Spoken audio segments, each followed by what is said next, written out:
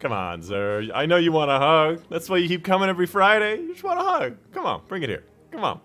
Bring it in. Let's do this. Come on. Welcome, ladies and gentlemen. My name's Dychronic. You'll see on this Destiny 2 video, and Zer, you interrupted me.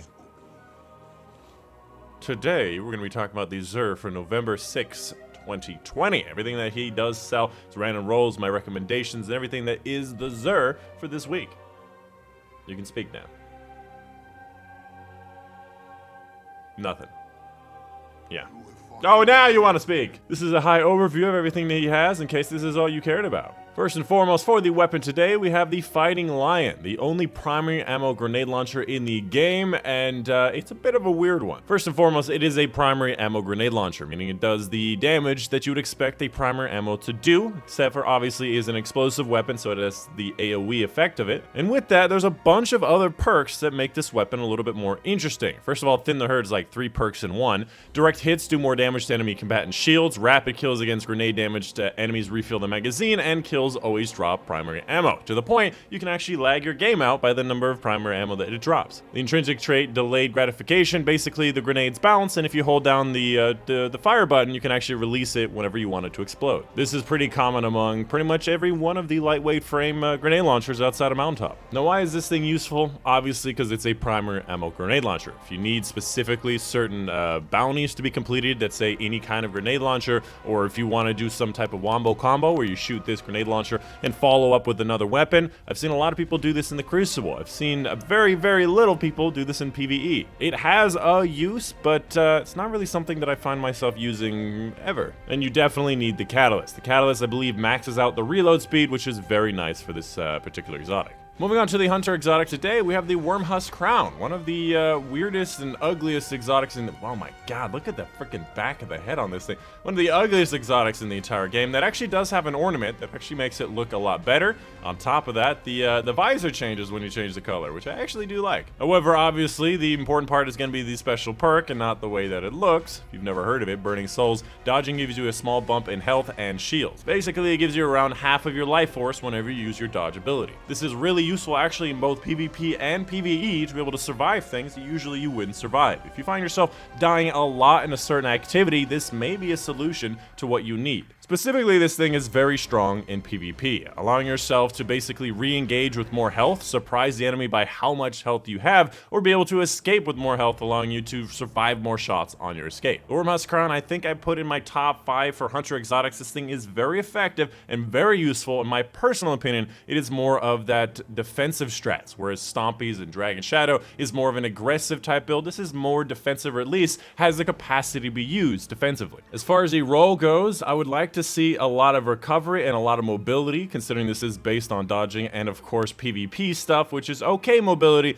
I would like more recovery. I'm glad resilience is low, and I would also like to see a lot more strength, because smoke bombs are still really strong for hunters in the Crucible. So overall, kind of like a meh kind of roll for a pretty good exotic that I would recommend picking up. Moving on to the Titan exotic today, we have the Actium Warwick. Oh, I just realized I'm wearing Saint 14 and Actium Warwick at the same time. Yeah, I'm glitching, how can I say? The Actium Warwick. A lot of people really like this exotic for things like Xenophage, or even people using it with auto rifles, but in my personal opinion, it's really not worth it.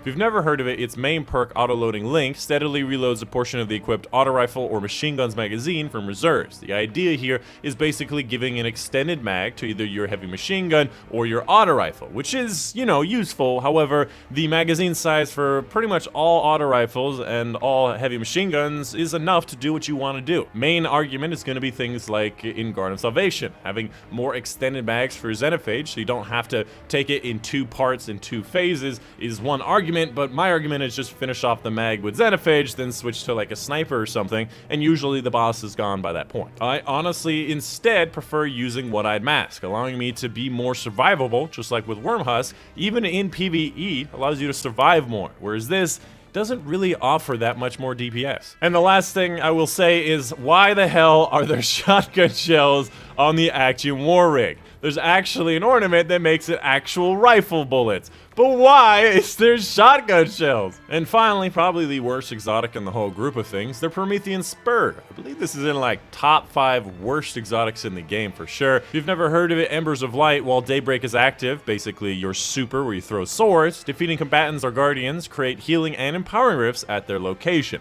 Now initially this sounded interesting, but then I realized, what is the purpose of having a healing rift or an empowering rift if your guy is already in a super and already getting a bunch of kills? If that super is getting a bunch of kills, most likely you'll also be getting more super back. What's the point of supporting your allies with these rifts if you're just going to be mopping the floor with every enemy along the way? Both in Crucible and in PvE, there doesn't seem to be a specific purpose where this thing would be specifically useful. I guess the idea here is that it allows your teammates to move up with you, but if you're the center of attention and you're killing everybody, you're already allowing them to move up with you.